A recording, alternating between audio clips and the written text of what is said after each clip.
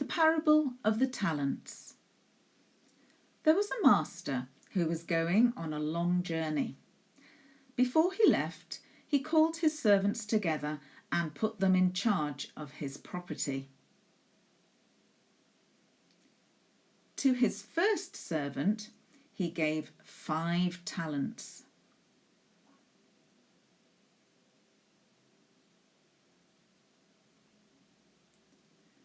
To his second servant, he gave 2 talents.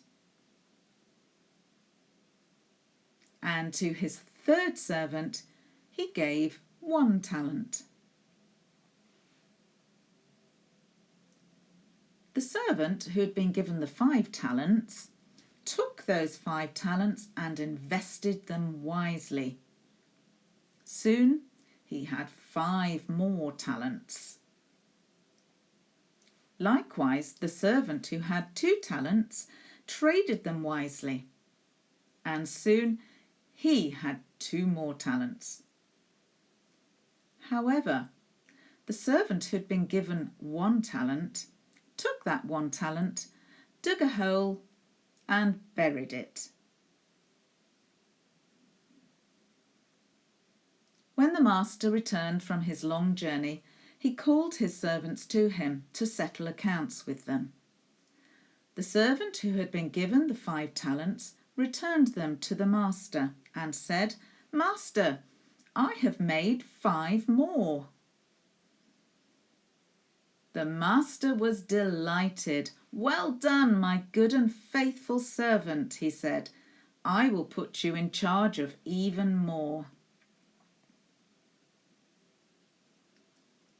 The servant who had been given 2 talents returned them. "Master, I have made 2 more." The master was delighted. "Well done, my good and faithful servant. I will put you in charge of even more."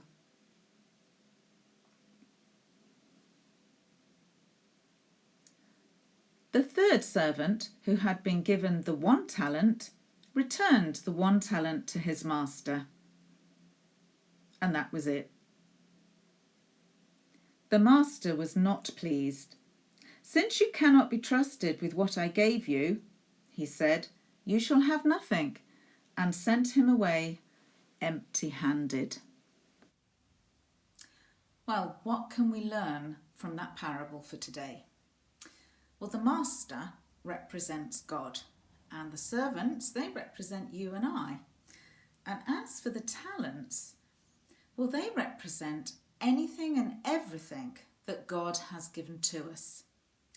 You might have noticed that the servants were given talents in differing amounts, but they were given according to their ability. So it was absolutely fair.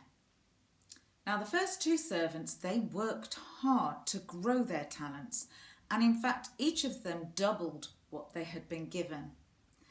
Not so that third servant. And when the master asked him why he hadn't grown his talent, he gave an excuse. "I thought you were a hard man. I was afraid of you, so I just buried it." Well, the master saw through that excuse. "If you really believed that I was a hard man and you were frightened of me, you would at least have put it in the bank, and then I would have had some interest on my return." You see, the truth was that servant was just lazy. So it begs the question, what are we doing with the talents that God has given us? God has entrusted us with something very valuable to be used for the benefit of others. It doesn't matter whether you think you have many talents or just the 1. The fact is, if a talent isn't used, it's useless. I guess at the end of our days, we all want to hear those words, "Well done, my good and faithful servant." So if you're not sure what your talents are or how to use them, ask God to show you. You might also want to ask someone else who's quite close to you and knows you quite well, what they think your talents are. Perhaps you'd also better be prepared for a few surprises too.